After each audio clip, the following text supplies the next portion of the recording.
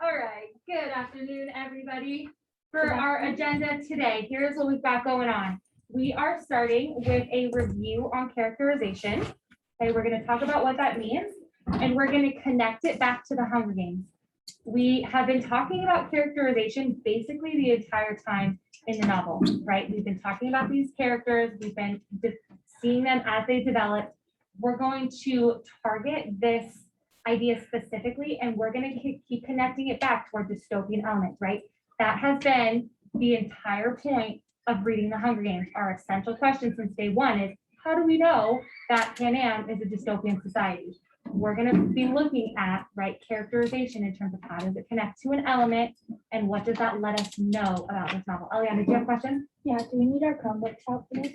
No, actually, you don't need your Chromebook out. That's a really great question. Go ahead and close them for me right now. You will need them at a later point. And I will let you know when that is. We're not doing time today, so we don't need them at this time. That characterization review, okay, is going to lead us into your group activity, right? I've been hinting at this group activity. It's the first step in your Hunger Games project, right? You're starting today as a group. And then when we meet again on Monday, you'll be breaking out into your individual project, right? The project that you're going to submit by yourself. What you do today is only going to help you for that project, right? The effort that we give today, the attention to detail that we put on this assignment is going to make that project way easier. Okay, so that's what this is for. It's here to help you so you can work as a group and collaborate and know exactly what you're going to do when it comes down to starting that project. Sound good? Mm-hmm. Awesome. All right, let's jump into characterization. Somebody tell me what they think the word characterization sounds like. What ideas pop into your head? What do we think characterization has to do with? Sammy? Character, right? Who are the characters? When we read a novel, right, our characters are confined to those pages. We can't know more or less than what the author tells us about those characters. And the author gets to choose different ways in which they reveal who the character is, right? That is what characterization is. Who is this character? That's what we're going to find out, right? Our essential questions that we're going to get through as we go through this presentation are: what is characterization? What is direct characterization? And what is indirect characterization? We have two types. We're going to go over those types right now. Characterization is the process by which the writer reveals the personality of a character. That personality is revealed through direct and through indirect characterization. Direct characterization, what is it? It tells the audience what the personality of the character is, right? We've got that word in red, tells. That's giving us a clue. What does the word direct mean, Sierra? It means like it's straight out. It's just like they're just straight out telling you. They're not like saying it is implied, or they just say like, oh, this cheese is good or something, instead of saying Perfect. yum. Straight out. I like that, right? They're getting straight to the point. What they are saying is true, right? That is what they mean. Here's an example.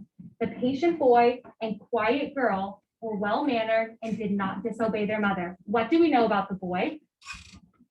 Nick. He's patient. He's patient. How do you know that, Nick? It says the patient boy. Because it tells you that he's patient. What do you know about the girl? KK? She's quiet. She's quiet. How do you know that? Because it tells you she's quiet. The author is directly telling the audience that what the personality of these two children are. The boy is patient, the girl is quiet. Are you guessing? No. Are you deciding? No. No. It's straight up, like Sierra said, straightforward. The author is telling you what they want you to think, right? They're not asking you to try to decide. Before we jump in to indirect, we're going to do a quick activity, okay? I want you to stand up if you have blue eyes. What if you have two different colors? Nick, you have to stand up for both. Half stand up. He's half standing. Okay, yeah? I don't know what color my eyes are. They're blue. Sarah, what color are her eyes? Green. A greenish blue. Yeah. Okay, green. stand up with blue. Okay, can we change the fact about you? No, this is direct characterization of you. You are people who have blue eyes. Sit down. Okay, stand up if you have brown hair.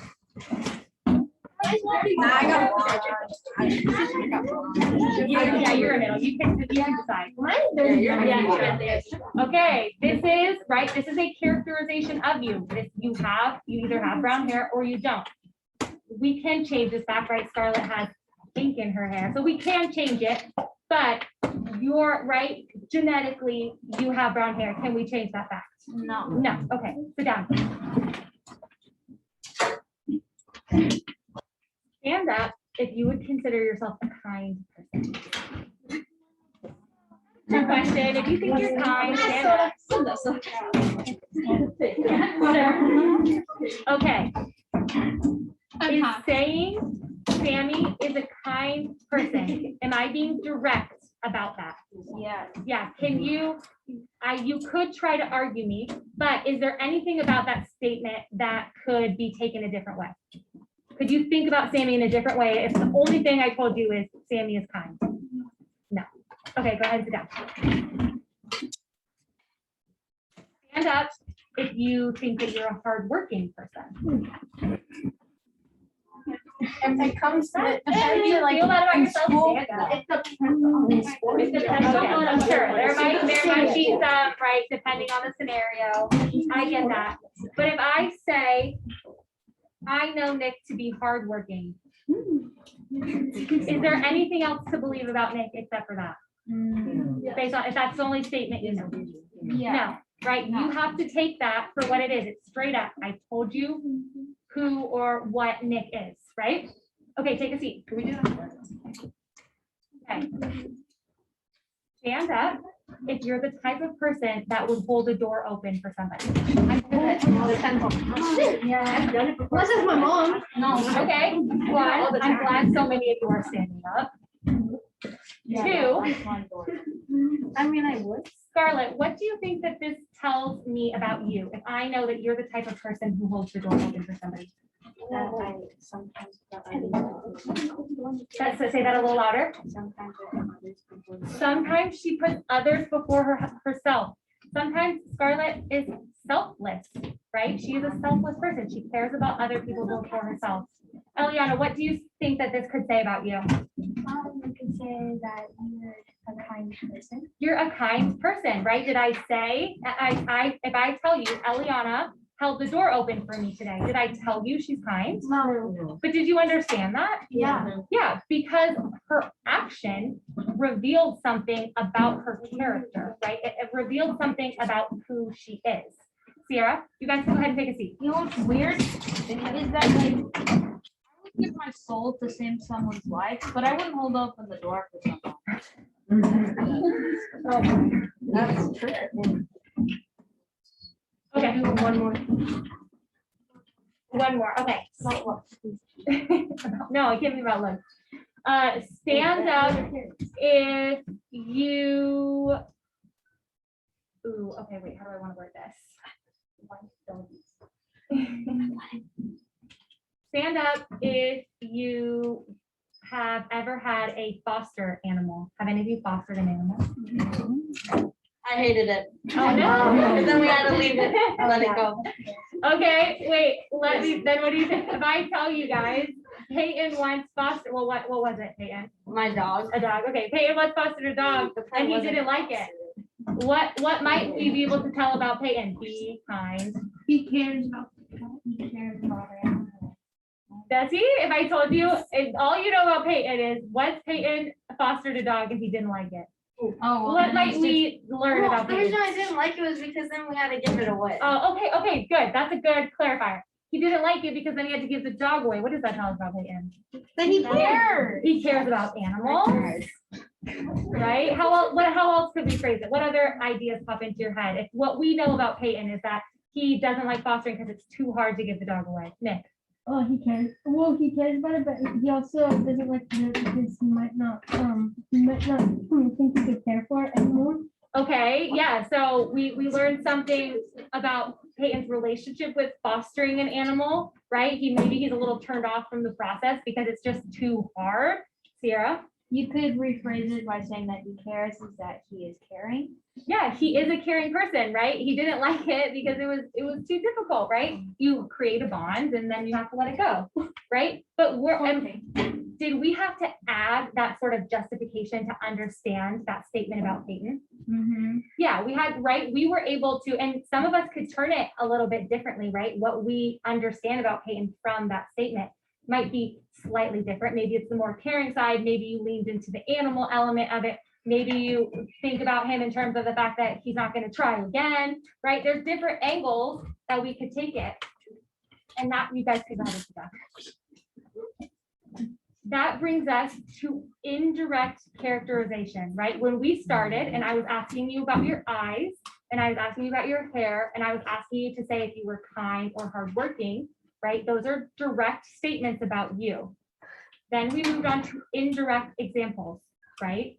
You either through something that you said, right? Peyton adding that extra comment, or by describing how you act, we're able to learn something about you, right? Did anybody say directly, I am a selfless person? No. No, but we're able to gather that information based on an action like holding a door open for somebody else, right? Indirect characterization shows the things that reveal the personality of a character, right? Direct tells you explicitly, meaning you can't change the fact. It's what is said is said. Indirect is information that you have to read between the lines to understand. Sometimes it's not that difficult, right? An example like holding the door open, that's a pretty clear example of somebody who's at least respectful of other people, right? Maybe you might not like care and love about that person, but you're at least respectful towards that person. Sometimes indirect characterization, right? It takes a little bit more digging, or we have to hear about it a couple of times from the character so that we know in our heads, yeah, we see that character doing the same thing over and over again. Now I know that maybe that character is selfish, right? Or they keep saying something like blah, blah, blah, blah, blah, right? I know that that character really doesn't like dogs, right? Maybe they haven't said, I don't like dogs, but we can understand from either the tone in which they speak or what they say that that's true. Sierra? I read this book once that was like, it reminds me exactly like kind of this, where they never directly said that like they were a specific thing, but you could definitely tell by the ways that they thought, and because they kept thinking the most like absurd things, like from the most like they were like a ruler. Okay. So whenever something even slightly went wrong, they became very upset and they thought of all the different things, like for somehow like if someone like stared at them too long, they'd be thinking that they are trying to like plot against them and try to kill them Okay. or something. Yeah. Which showed that they were definitely paranoid. Yeah. But they never directly said that this character was paranoid. Sure. And the way that you described them to me, that was the first word that popped into my head as well, right? Any book that has characters, right, is going to have characterization. The author is going to reveal either directly or indirectly who these people are, right? Some books you might read have more direct characterization where it's very clear who these characters are. And sometimes that's specific on the author's part. They want you to know who that character is exactly, right? They don't want you to make up any of your own feelings towards that character. Sometimes they're going to use a lot of indirect characterization because they want you to think about, how do you feel about this character? What do they make you think? They want you to get in tune with who this character is, right? So there's different reasons we might use one over the other. Let's think about this in terms of the Hunger Games, okay? We're going to look at some quotes and we're going to decide what is this character saying? And if we can read between the lines, what does that mean about Pan Am? And what I specifically want, what I mean is what dystopian element are they revealing through their indirect characterization? How have they been written so that we understand a bigger meaning, right, about this society that we are experiencing through the Hunger Games? Okay, there are 5 different types of indirect characterization. Other than being told, right, KK is wearing a blue mask today. What are some other ways that we can learn about a person? How do we reveal ourselves to people, right? We can look physically one way, Sierra. Through our actions. Our actions, right? That tells us a lot about somebody. Their words. How we speak to each other. Yeah. Our feelings. How we feel, right? How we are in different scenarios. How we, right? I think about that. We're going to come back to that one. I like how you phrased it. We're going to phrase it a little bit differently here, but the idea is connect. Like how we react to stuff. Yeah, exactly. I love that. Okay, we're going to start with speech. What we say to people, how we say it, reveals a lot about us as people, right? Same thing with characters. What they say and how they say it lets us know what kind of people we're dealing with. Oh no. Give me 1 second. Okay, this has our information from the last class on it. I'm not giving you guys any hints. You have to come up with all this on your own. Give me 1 second. Don't look, guys. Don't look. Don't look. Don't look. Close your eyes. You're getting a little hint here, so maybe you could start thinking about it. Okay, take this as a hint. This means that when we get to these slides, okay, I'm gonna expect people to have really good things to say because you're seeing them all right here. You could freeze it. I know, you're right. I probably should have done that. Sammy.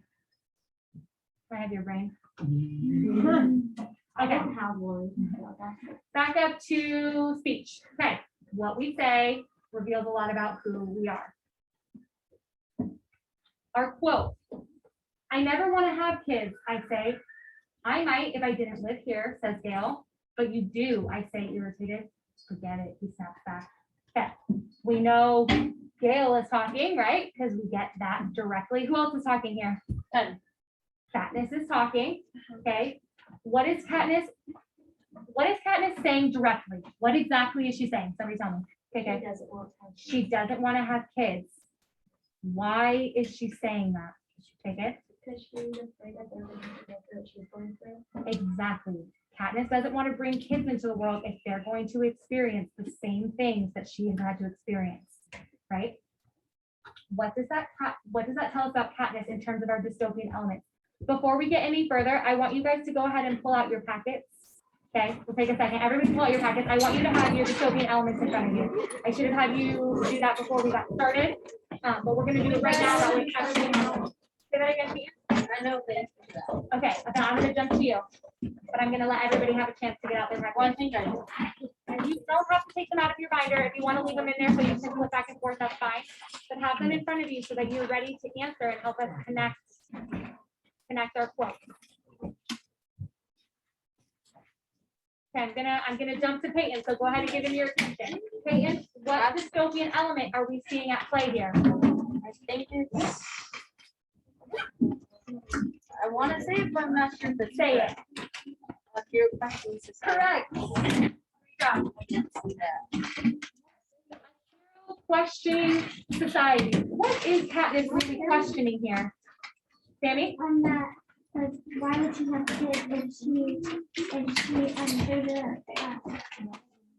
chance that they could be going through what she's going through, and she doesn't, and she's saying that, like, if that happens, then she's not gonna have that. Yes, she does not want her kids to go through the same things. Jonathan? She's questioning it because she can't guarantee their safety. Cannot quite right. We learn at some point in the novel, not to reveal, even if I become a victor, what is still possible? Sierra? That her kids can go into the games. Her kids, right? If Katniss ends up having kids, they will be eligible for the game. She cannot protect them from that. Okay? They also fall under their outside work. She has to, like, she's already afraid. Okay. I want you guys to think about this in terms, I want us to switch our thinking about fear of the outside world. And I think this is a good point though. And you're gonna help me connect it. Okay. What are we talking about in terms of fear of the outside world? What other word could we replace outside world with? With nature. Does Katniss fear nature? No. She has the opposite relationship with nature. How does she feel when she's in the woods? Sierra? Like she can like be herself, like she doesn't have anyone like surveillance or anything. Katniss is 100% herself when she's in the woods, right? In fact, out of almost anybody in the novel, right, you could make an argument that Gale feels the same sort of freedom in the woods, but we don't get Gale's perspective. So we could say that out of anybody in the book, Katniss is the character that feels the most at home and at peace in nature. Who does Katniss fear, or what does Katniss fear? Peyton? The capital. The capitals. How else could we say that, Jasmine? The game. The games. Yeah. Yeah. President Snow. Eliana. Losing her family. She does fear that, certainly, as a big picture. Technology. Right. She fears the way that the Capitol uses technology. Dying. She certainly doesn't want to die. Katniss fears man, right? As in like society. Oh yeah. She fears the people that have been able to come into power somehow, right? We get a little bit of backstory on that. But whoever these people are, right, and this world that they've created, it's not a great world to Katniss, is it? Right? She doesn't appreciate the way that the people who are in power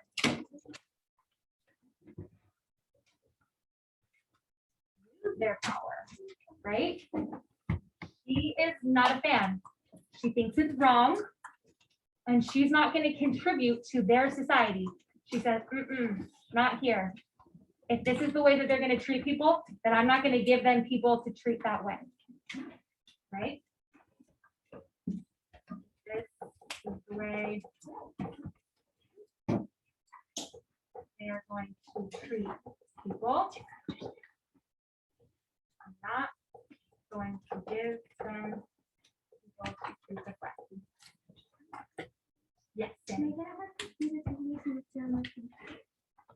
You only need I just want you to have the elements in front of you. Yeah, that's all you need right now so that we can connect them all. Okay. Do we see, right? This is what Katniss is saying. Is she saying more words than is she implying more words than she's actually said? Is there a deeper meaning to her words here? Yeah. Yeah. We as the character, right? Or sorry, as the reader are kind of connecting all the dots here, right? That's our reasoning that's down here at the bottom. We're able to tell this by what she said. Did she say, I don't want to bring people into this world because I don't trust the people that made this world? No, but we can understand that. That is direct characterization. We're able to understand something based on how the character speaks. Wait, do you mean indirect? Did I say Yeah, you direct? said I did direct. mean indirect. This is indirect characterization.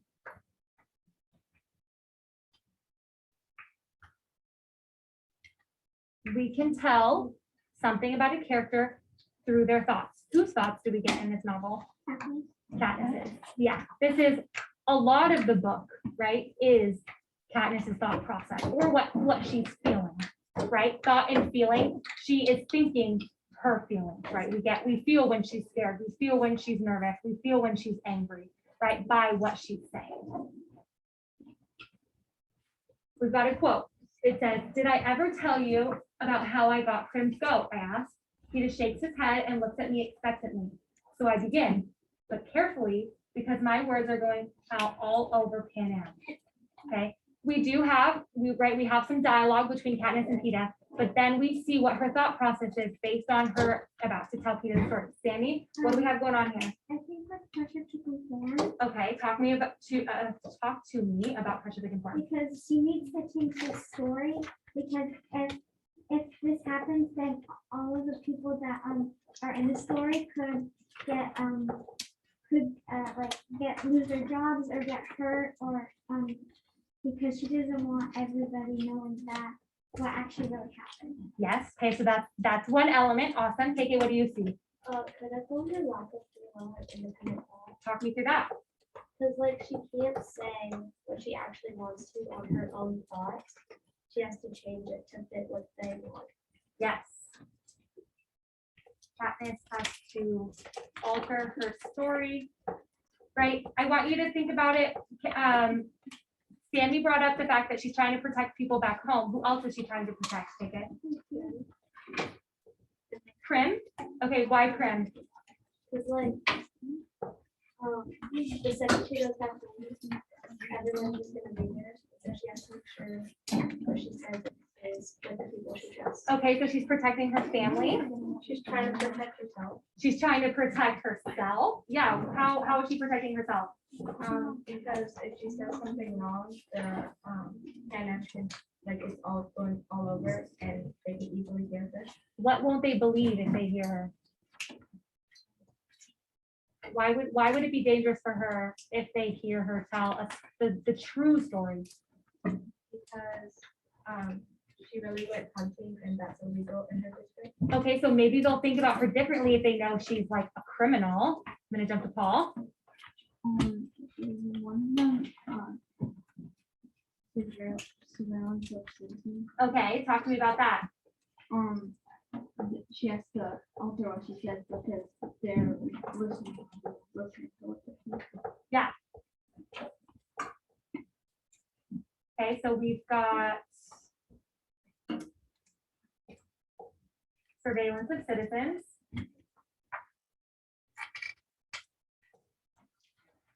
Okay, she's worried about people, right? She knows that she doesn't have protection in this moment. She doesn't have free will because of the fact that she's being watched. So she is pressured to conform, to change her story, to protect all of these people that we're talking about. Sammy, what did you want to add? I feel like she's also protecting Peter too, because if Peter will actually heard it, then like, because if he heard that she's been hunting with Gail, he would kind of be like jealous and that would kind of ruin their relationship with each other. Great point, right? I like how you brought in, she's protecting Peta by not talking about Gail, right? That would ruin this idea that she's head over heels for Peta, or at this point that she's even falling for him. Sierra? Could you also say that it's like oppressive style of government? Okay, why would you say that? Walk me through it. Well, because, like she has to keep her silent because the capital would hurt people who have done anything like remotely illegal, or like there could be serious punishments, and like that could come back to her family, and like just because she had this one story, Right? Yep, so everything that she's doing, right? Do you see how all three of these, or sorry, now we have four.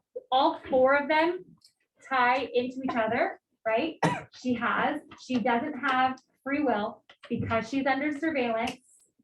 Therefore, she has to conform her story because she lives under an oppressive government that will go home and hurt her family, her district, her best friend, right? It could harm her chances in the arena because people won't vote for them or even believe their story if they don't think she and Peta are madly in love.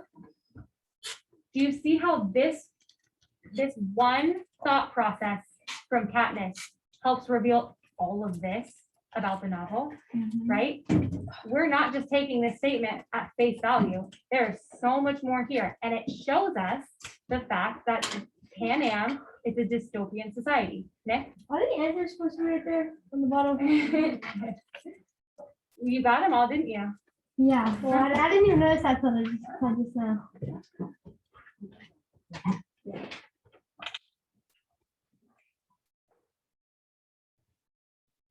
Okay. We've talked about speech. We've talked about thoughts.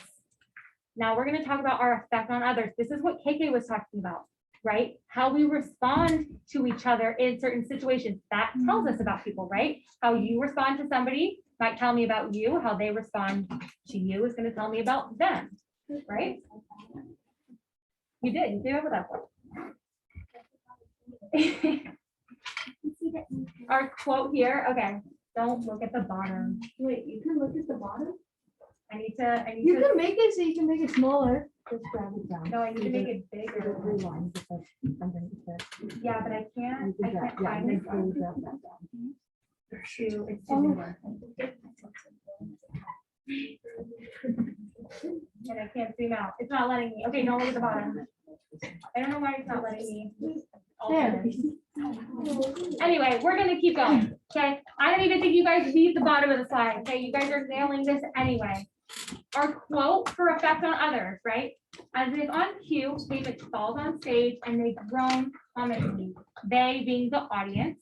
Effie Trinket is disgruntled about the state her wig was in. Your mentor has a lot to learn about presentation, a lot to learn about televised behavior. What is this? Who is having an effect on who? Nick. Haymitch is having an effect on Effie. Yes, he is, right? She is responding to how would you describe his behavior? Sierra? Upsetting, like uncomfortable. She would certainly find it upsetting and uncomfortable, right? His unruly behavior, right, is having an effect on her. What does she want from Haymitch? Sierra? Like him to be very proper and like sort of in her standards of normal. Yes. Why should he be proper and normal? He's a what? A victor. He's a victor. He's supposed to act a specific way, right? Does Effie act in a specific way? A very specific way, Nick. She acts very professional. Professional, certainly. What standards does she adhere to? Whose standards? Sierra? The capital? The capital standards. Yeah, what dystopian element could we use, somebody in this row, to characterize Effie based on our elements? I'll call on you in a second. We'll get there. Somebody from our side row over here. What dystopian element could we use to characterize Effie? Pressure to conform. Pressure to conform. Yes. What else could we say? Sammy? Can I also say appearance versus reality? Okay.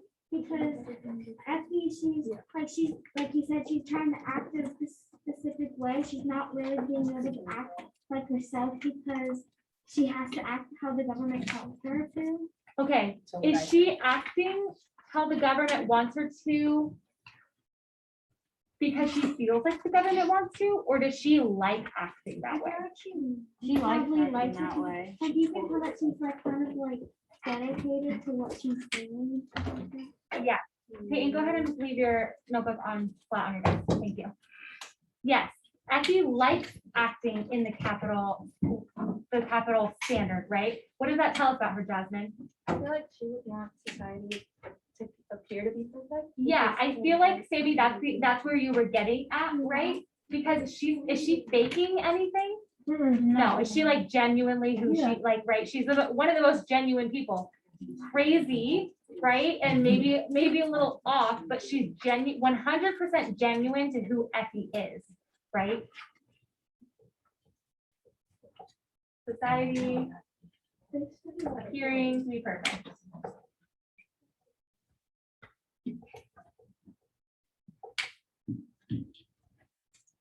Okay. Through Effie, or sorry, Haymitch's effect on Effie, what do we realize about the capital and how they appear to be perfect? What do they value? Sierra? Like neatness, I guess. If you know what Okay. I mean, Okay, like neatness. everything being orderly. Or yeah, right. Especially Effie, she has expectations for how things are supposed to go. Jasmine? I also remember in the book one time, Katniss said that the capital doesn't want to miss the joke, so like they want everything to seem perfect, good. Okay, so they don't want to be seen as a joke. It's right, and that's hard to do because is anything outside of the capital like that? Are the No. districts like that? They're not, right? So when you're outside of it, is it easy to look in and be like, what is going on? Yeah, right. Effie has certain standards because of her life in the capital, right?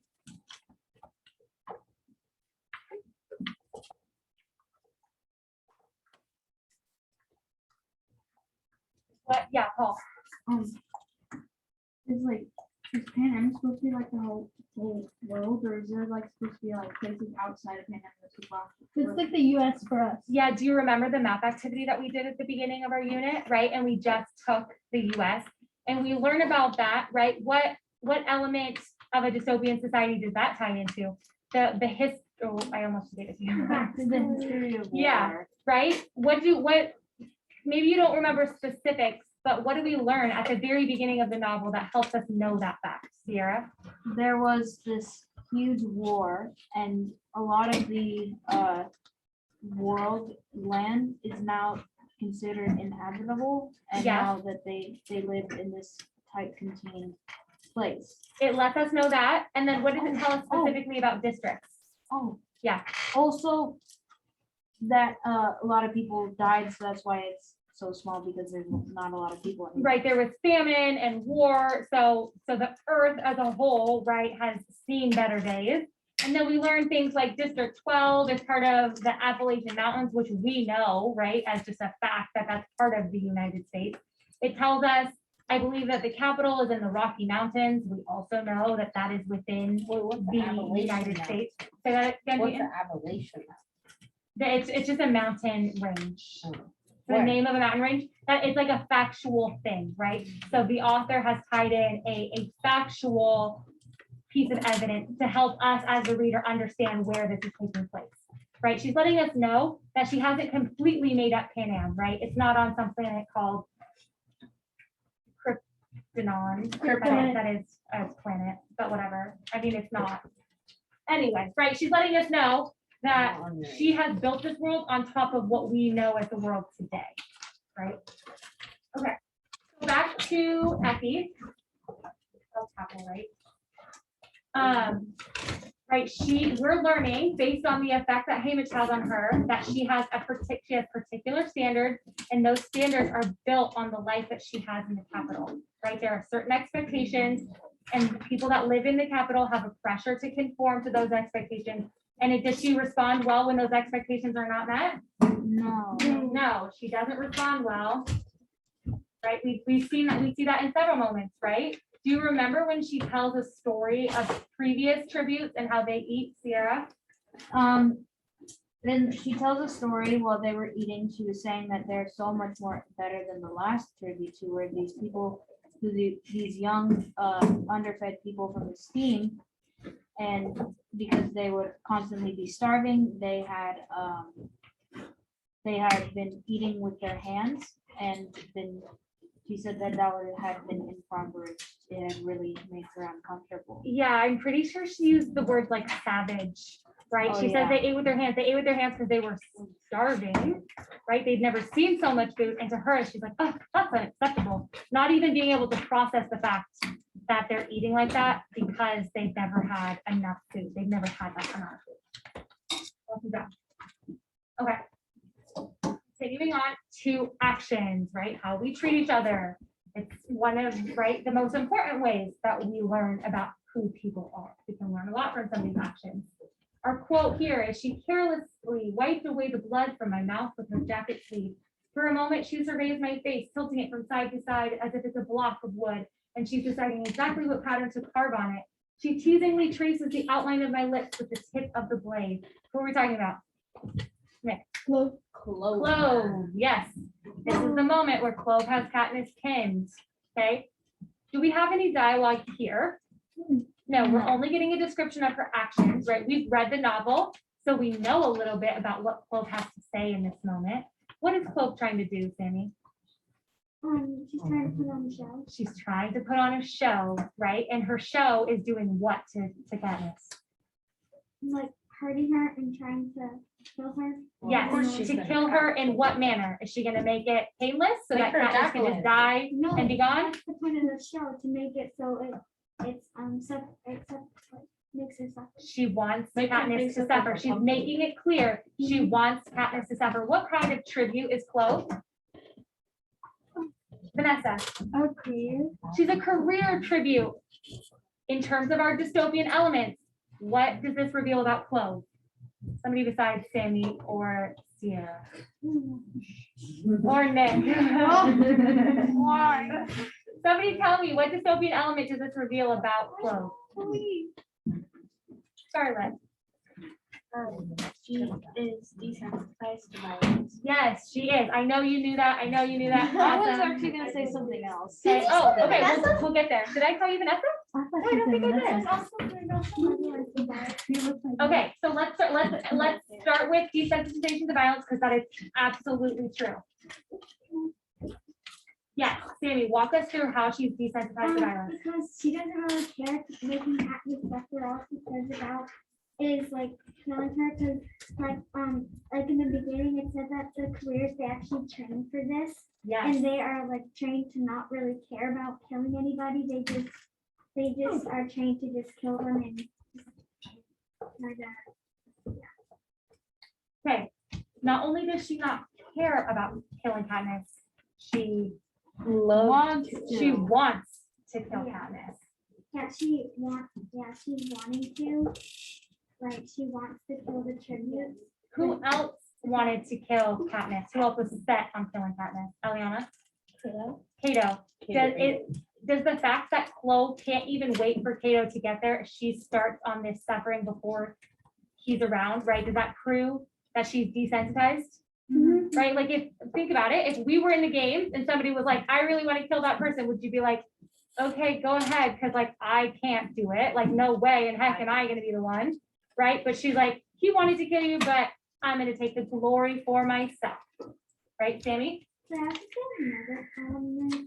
Yeah, I want to finish this thought really quick, right? I gave you a little hint. What is Chloe in the games for? Is she there just to survive? No, she No. wanna kill everybody. Yes. What happens if what were to happen if she were to win like she wants? Sierra? She's in it for the glory and the money The money. and Right. Yeah.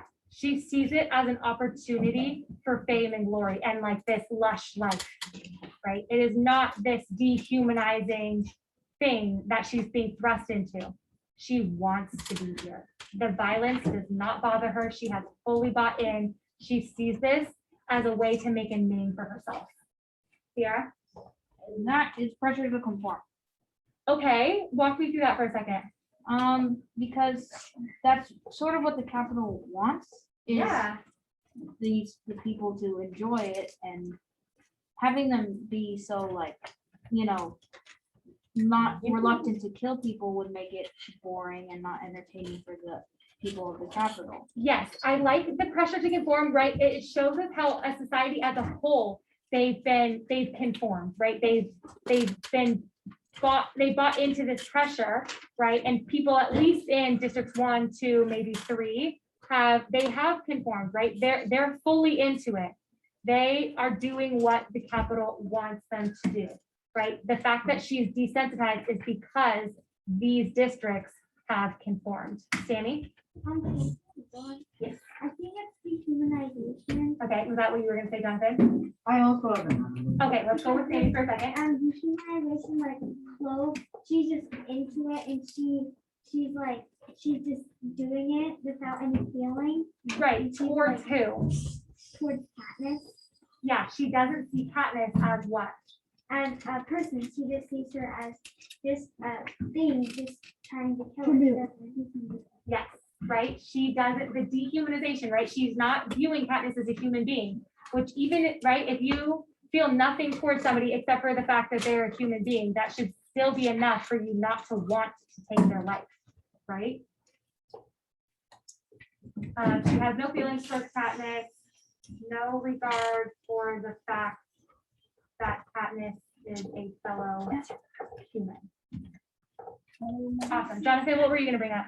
I was gonna say a leader is worship, Okay, because it was saying that they're doing what the capitalists want, and they're all doing exactly what that one person wants.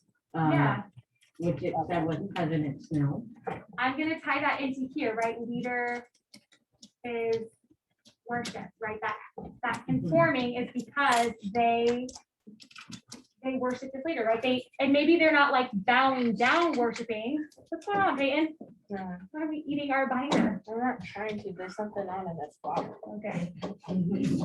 Right, they're not bowing down, right? They're not like sending him gifts, but they have bought into the fact that he's saying, no, this is good, right? Killing kids, it's not a bad thing, right? Just follow along with me and you'll see why we do this, right? They're worshiping him in that way. They're not questioning his sanity in the fact that sending children to kill each other is wrong. Yes. Actually, I think we have one more, and then Paul, you can go. Okay, let's go. Let's get through looks, and then you can have. Okay, our last one. Looks. Our quote: "This has included scrubbing down my body with a gritty foam that has removed not only dirt but at least 3 layers of skin, turning my nails into uniform shapes, and primarily ridding my body of hair. My legs, arms, torso, and underarms, and parts of my eyebrows have been stripped of the stuff, leaving me like a plucked bird ready for roasting." Who is this about? Katniss. It's about Katniss. What are we seeing here? Sierra?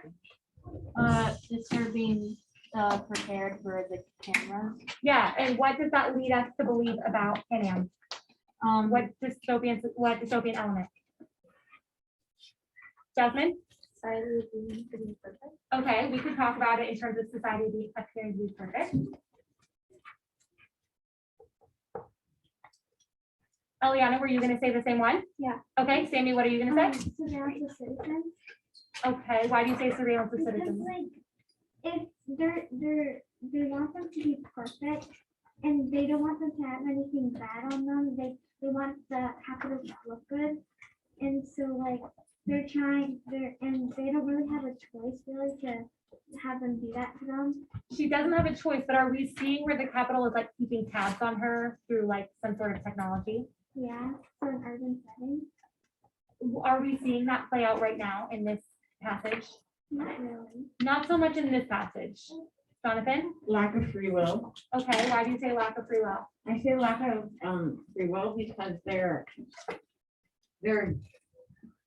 making her look different than what she actually wants to look like. Okay. Nick, what were you gonna ask? I was gonna say oppressive government because people from her district aren't getting her ready. There's other people like Senna and their team, the prep team that are getting her ready. So they're trying to make her look good, but she doesn't have any thought. She can have said, no, I don't want this done, I want this done, but she has to have that. You're right. She doesn't have a choice, but pretty much from the second she was picked, right, or she volunteered, the second she volunteers for the games, does it all her choice go out the window? Yeah. Yeah, so I think we could tie everything that has to do with the games under the oppressive government umbrella. Julie, what do you want to add? Appearance versus reality, Okay, why do you say that? because they're trying to make her look good and then send her into the games, which makes her like, which makes them kill other people. And it's just, Okay, so we've got two kind of contrasting ideas. They're like, we're gonna make you beautiful, but then we're gonna like go force you to live in the wilderness and die, right? So it appears one way, right? Like, oh, look at all this treatment. You're gonna get really nice food, you're gonna get manicures, and we're gonna make you over. But the reality that that's hiding is the fact that they are gonna go die. Sierra? Dehumanization, Okay, why do you say dehumanization? because it's sort of like they're thinking of her as more as like this thing, like a presentation, more than a person. Yeah, I think while all of these fit, right, we're really seeing dehumanization play out here. Her stylist, do they feel like they're doing her a favor? Yeah. They do, right? Does anybody remember? They say it like right after this moment in the book. What do they say to her, to Katniss, that reveals somebody from this side row? What do they say to her at the end of this makeover treatment that shows us that they don't see her the same way? Peyton? They said something like, "Oh, then now you almost look human." Right, they say, wow, you're human now, implying that she was what before? Not Yeah, like she was so Yeah. dirty and hairy and like Yeah, unkept that she looked like an animal, right? Do her stylists, right? They're a prime example of people who are not in tune with this like humanization side, right? They completely dehumanize everybody that doesn't live in the capital because they pity them. They're like, oh, your poor life, right? It's so sad. You must not even feel like a human being, right? The stylist, pity Katniss' life based on how she looks before their treatment, after the treatment, right? When she like has conformed, or when she like, what's the word I'm looking for? When she meets their expectations.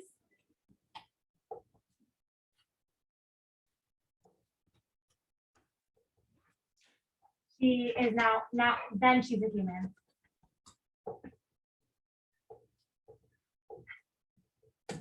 Right? They totally dehumanize her.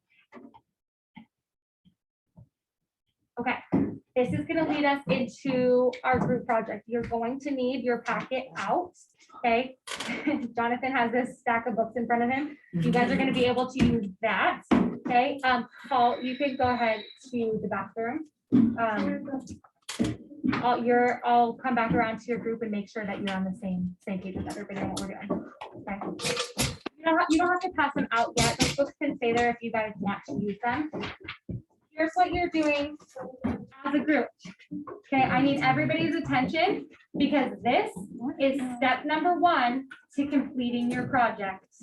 The effort and the attention to detail that you give to this is going to be hugely helpful to you when you have to start the project on your own. I forget how much we talked about this before, right at the beginning of class, but the more you guys work today and do a good job on this, the easier Monday will be. And Monday is an entire work day. You have all of Monday in class to work on this project. The more likely we're going to be able to watch the movie on the following days.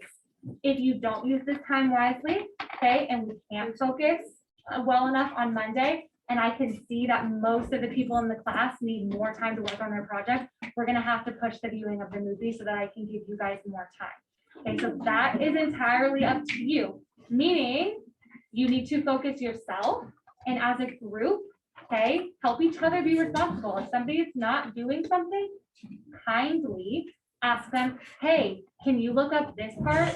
Or do you know an element that connects to this person? Okay, work together, use each other. You have your packets, you have the books. What's the another resource you guys can use? The computer. What do you have on Canvas, Sammy? Oh, I have the packet.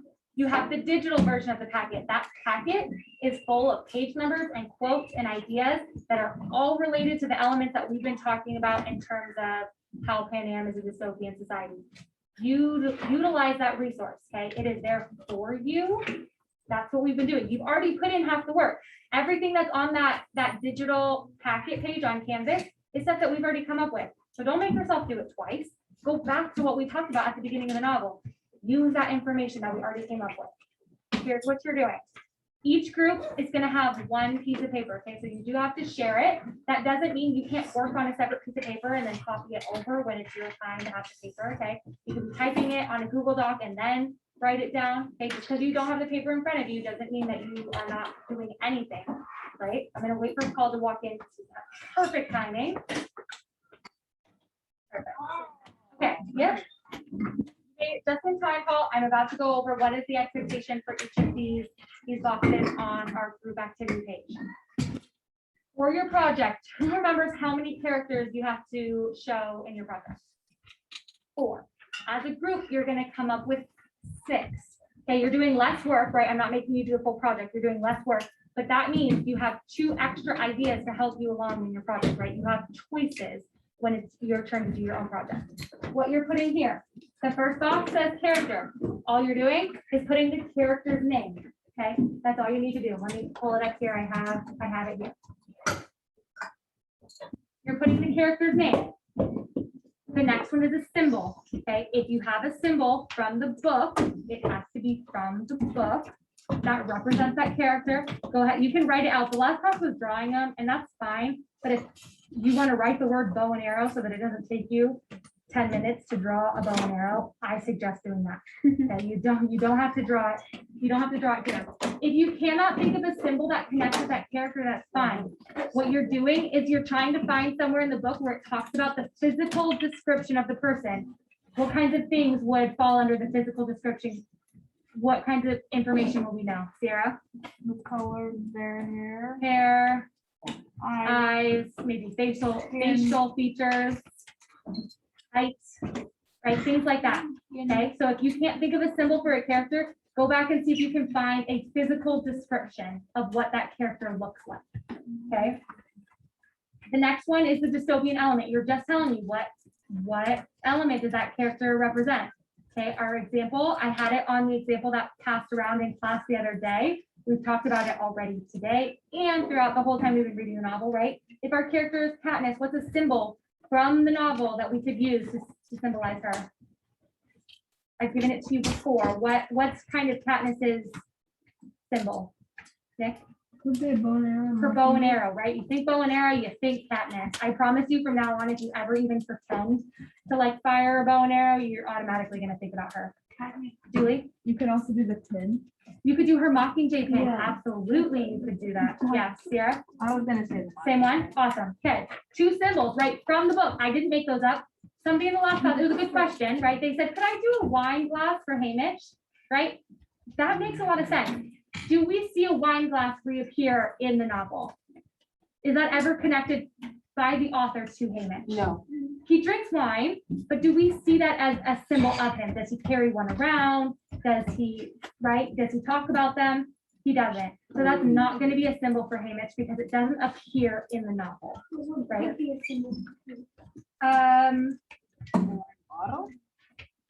I feel like we talked about a really good one in the last class. All right, I'll come around and I'll help you. Okay, I want to get through all this so you guys can get started, right? So your dystopian element for Katniss would be what? What's a dystopian element for Katniss? Bow and arrow. No, dystopian element. Oh, What dystopian element does she represent? zero questions. Zero questioning society. Then you're finding me one quote, either that something Katniss says or something that is written about Katniss, right? That reveals to me that she's a hero questioning society. Ladies, hold on 1 second, please. I want you to hear these directions and then I'm going to send you guys off to work, okay? Don't get started just yet. This is the most important direction, okay? Yeah? We have to choose a character, so we don't have to do like 10 minutes. No, you, as a group, you're coming up with 6, but on your solo project, you get to pick which ones make the most sense for you, okay? The quote, it has to be a quote from the book, right? If you're describing it, if you're giving me summary, that's not what I'm looking for. Don't tell me Katniss pulled out the berries, unless it says in the book, Katniss pulled out the berries, okay? Also, it has to be a quote that highlights the element. If I picked a quote, right, if I have this whole thing filled out and then my quote says, Katniss walked away from PETA, does that tell you anything about Katniss questioning society? Yeah, it's No. gonna be questioning. That's not the element, right?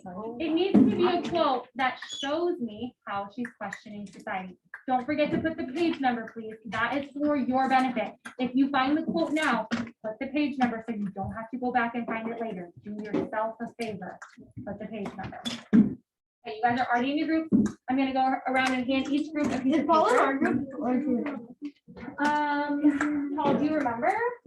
Well, he's in that group. I can see him. This is- Paul, he's in this group? Yeah. Oh, just stay in this row, Paul. Stay in this row. Huh. Can I draw some of them on the book? You can, I just don't want you guys to get distracted with the drawing portion, that you don't get done with like the necessary details, right? That's probably the least important of all of these elements, right, of all of these categories. So I want you to focus on these guys more than drawing a perfect bow and arrow. Character. We see That that. makes sense? Yeah. I know. Give me 1 second, Eliana. Each group should now have a Hunger Games project guide. No, just have But they bring it up. This is your work time, okay? You guys need to collaborate and talk to volume. Yeah. Just gonna have you guys bring it back to 1 second. Bring it back so I can finish my instruction. Bring the voices down to 0. Voices down to 0, please. Thank you. I'm gonna start walking around. Okay, this is your work time. You're working, the volume needs to stay low so that you're not the distraction to other groups. Okay, if you need to rearrange your desks so that you guys are facing each other, that's fine. Or if you want to move your chair to the other side, I'm totally fine with that. But you need to be on task, okay? And you need to be asking for help or for guidance if you're really not sure what to do. This is the time to make sure that we're all on the right track for the project. Okay, I will be going around answering all the questions. So if you have one, raise your hand, tell my name. I'm gonna do my best to get to everybody as quickly as possible. Ready, set, go.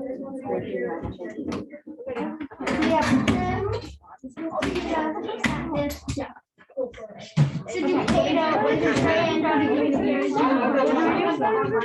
What's your start? Start with one character and then what's your start? Then you go. Do you want to start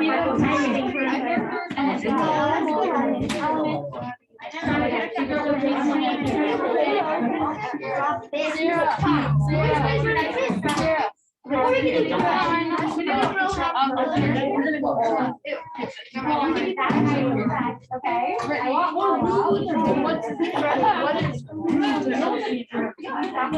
Okay, if you guys want to go that right, you guys should go right.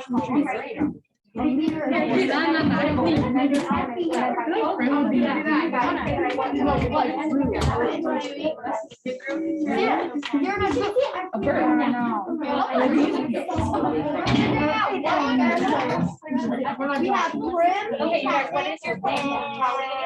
I think So are you guys gonna pick a symbol first?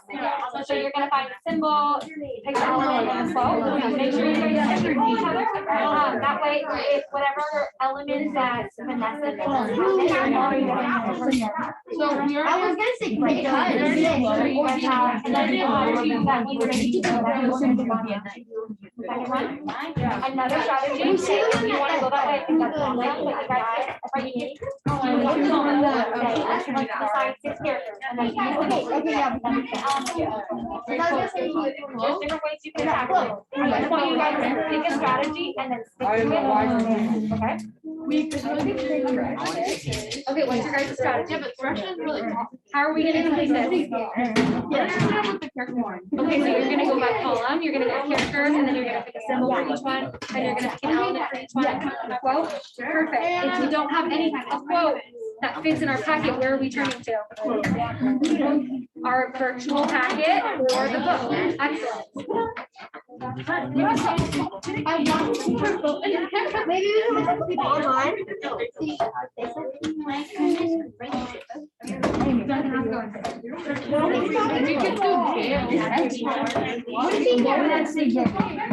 So you guys. It's like to be trash.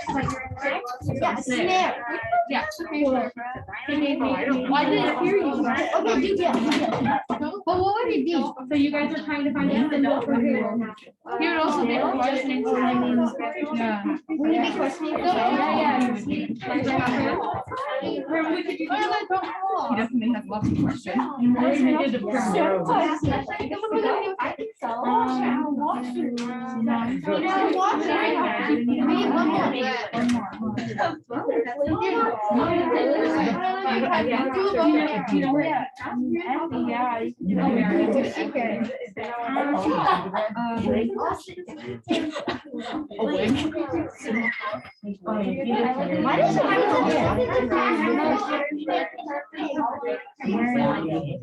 We could use society of heritage and all of them. Wait, we can use the side. We can do the one. She's a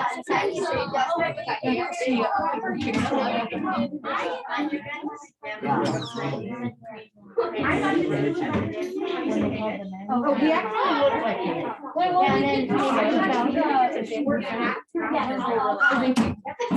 Okay, okay, that's done. Okay, so what should we do?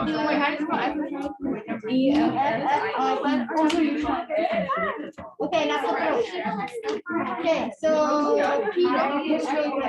Pinch it down. Oh, you're right. Bread. Oh, yeah. Okay, what came?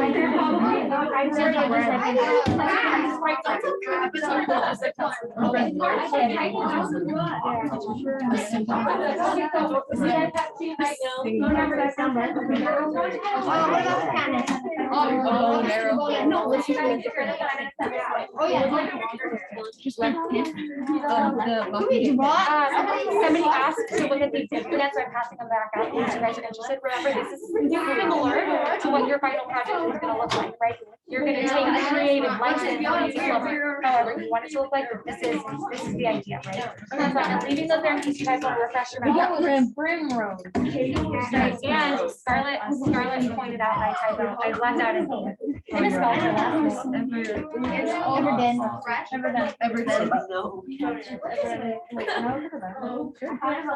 I always, whenever I read this, I always think. Okay, of-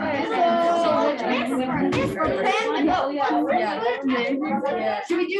Vote. Yeah, do the vote. Okay, so the last strategy. I guess for Java. We'll go for quote. Do we here? Just click roll. Remember you.